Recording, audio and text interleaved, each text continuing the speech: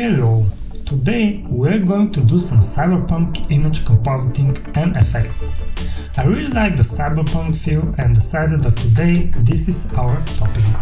So, you can see on the screen, this is the final result that we are going to achieve after finishing this tutorial. So, if you like it, stay till the end and you will be able to do it easily. Now that you have seen the final results, let's get to work. First, we will need two pictures for this one. I used a photo of Irene Meyer, and I really hope I pronounced this right, but you can find any photo of someone that cosplays Cyberpunk. Also, we will need a photo of smoke, which you can find on Google by just typing smoke. Now that we got all that we need, we can finally begin. So for starters, disable the smoke layer and choose the Irene layer. We're going to use the same technique I showed in my first video. So select a mask.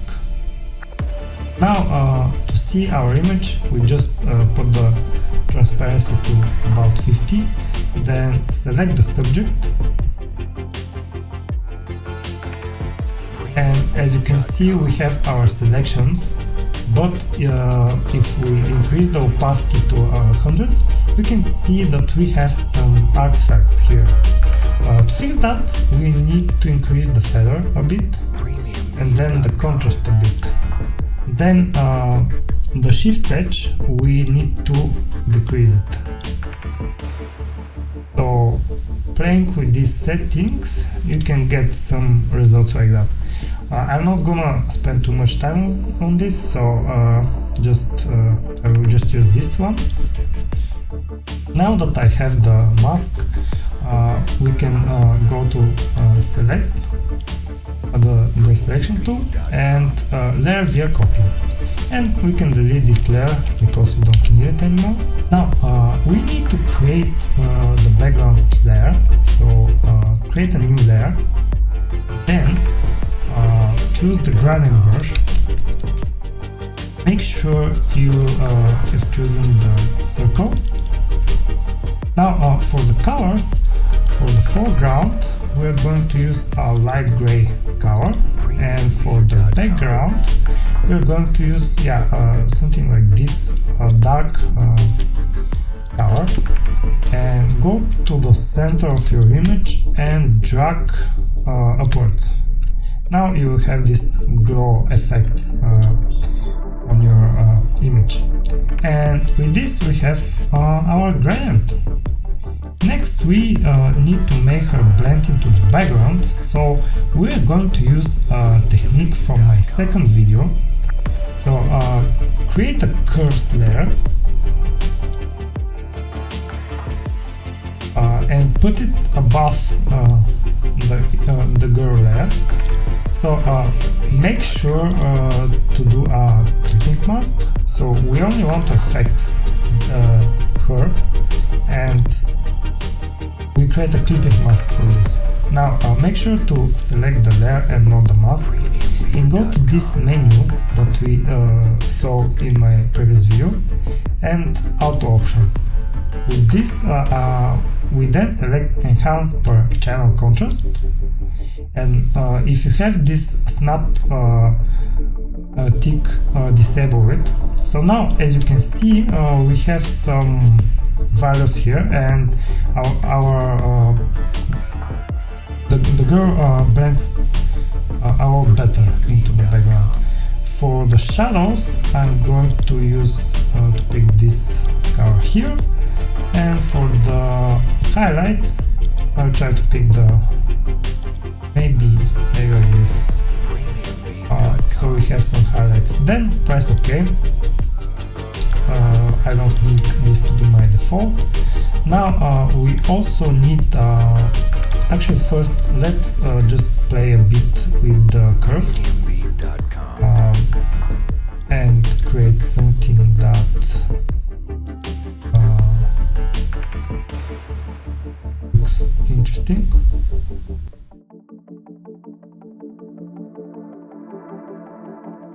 Yeah, here it goes.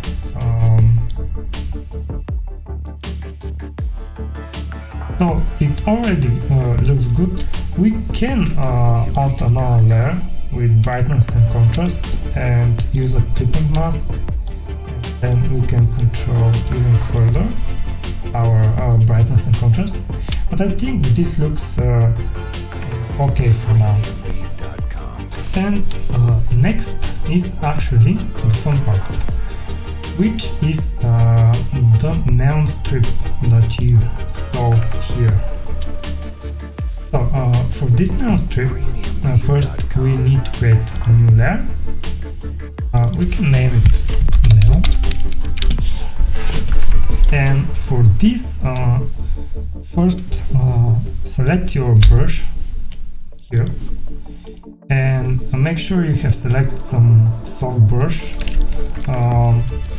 For this I'm going to use 30 pixels as my size. This is basically the size of the neon strip, and for the color, the foreground color, you need to pick pure white. And then select your pen tool and just click and draw a curve. It doesn't need to be perfect. If you want to move these individual points, control and click and you can move them. So I'm going to create a curve. Goes like this, something like that. Then we can right click on the curve and stroke path. Press OK, and now we have this curve here. I see that this doesn't look so good, so I'm gonna reverse, do something like that, but it doesn't matter too much. For the sake of this tutorial, let's just continue. So yeah, we have this strip. Double click on the layer and you get these settings. First we need the inner glow. I already did this setting, so mine are already done.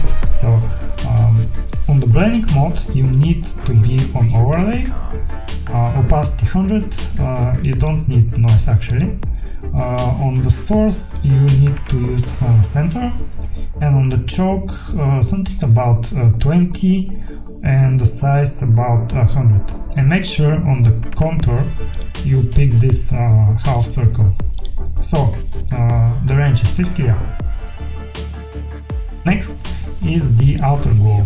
For the outer glow we need linear dodge, opacity 100, and then here you can pick your color of your neon. So I've already picked this. The sprite is it can be 0, it can be 2. The size for my resolution is 32, and everything here is like this. Next, to create even bigger glow, go to drop shadow, and yeah, again linear dodge, opacity 100%, and here you have the spread and the size, and you can basically control how glowy it is. I will just reduce it, or maybe increase it, yeah, like this. And then after you finish with this, press OK. To make it even more glow, you can create a new layer, and again press on your curve and stroke path again. OK. And for this one, just enable the drop shadow, and you have a bigger glow. And you can disable the you can decrease the opacity a bit. Have even more glow. After we have our neon strip, we need to make some parts of it behind her and some parts of it in front of her. So make a folder and put all the 2 layers of the neon into this folder, and then select the folder and add a layer mask. With this, select your brush, make it a bit bigger, and make sure you're painting with black. And with this you can remove the neon from her. And if you like remove too much, you can come back and add it back with the white. I'm pressing X to switch between them. So let's see. Maybe, okay, I liked this one here. Maybe it looks good behind her as well. Let's see.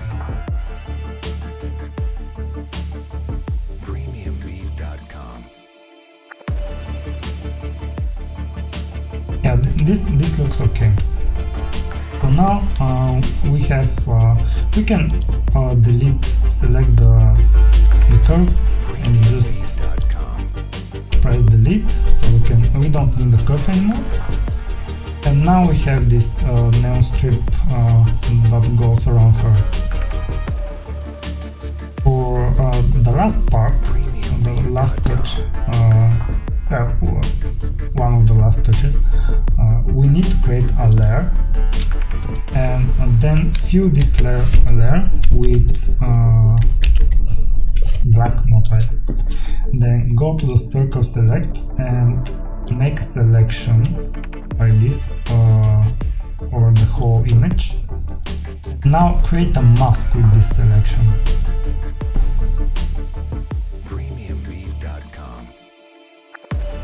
So we don't see anything because I got a bit ahead of myself. First we need to actually add the smoke. So enable the smoke layer and make it above these 2 layers and below the girl, and then pick overlay. I don't know if you can see, but you can notice the smoke here. However, the smoke is really not that noticeable right now. So what we need to do is actually go to color balance above the smoke layer and change the color to the color of your neon. And now the smoke is a bit more is the same color as the neon. So overlay. Maybe we can try using something else than overlay, but depending on how, yeah, this may look better. Soft light. Yeah, we can choose soft light, for example, or overlay. It doesn't matter that much. Here you can see that the smoke is a lot more visible, and there are a few things that do this.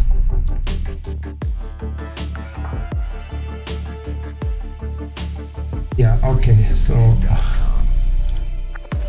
this one has something is wrong. But if we remove this, as you can see,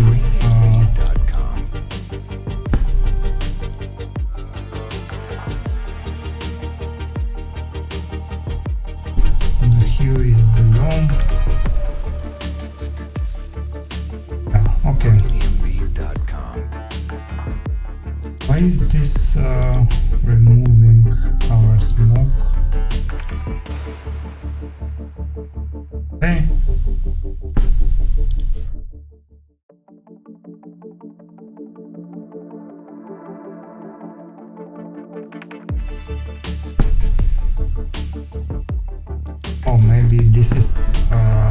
I forgot to, yep, yes, I forgot to verse.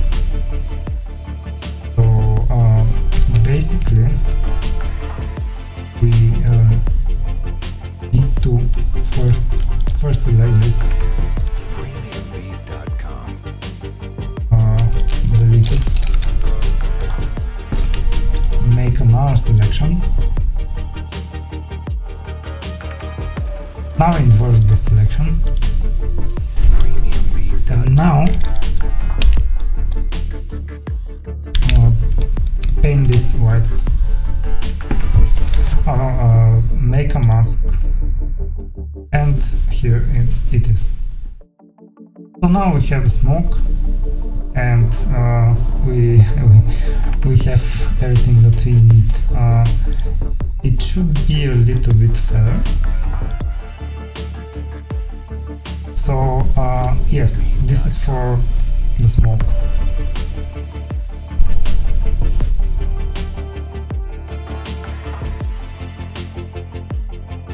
Next, the final part actually is the text. So for the text, all we need to do is add a text, make it first white. I'm using this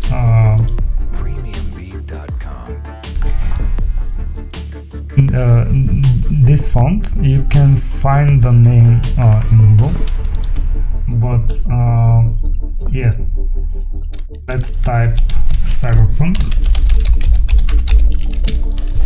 and then just scale the text to and make sure the text is actually behind everything.